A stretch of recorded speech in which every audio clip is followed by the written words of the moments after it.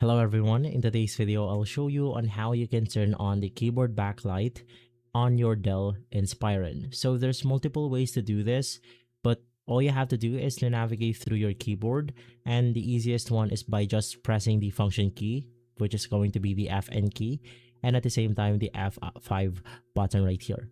Now depending on your model, there could be multiple placement on where this icon could appear. Basically, the F5 is going to be the backlight turn on and off. The F6 is going to be the brightness. The F7 is going to serve the same purpose. That's basically meant for the backlight. In some other models out there, there's going to be something like the F6, the F10, and we have the Fn escape if your function key is locked. So if your function key isn't working, it means that it is locked. So what you want to do is to just unlock it by pressing Fn and escape. And so, if this video has been helpful, leave a like, subscribe, and follow us for more videos like this. Thanks for watching.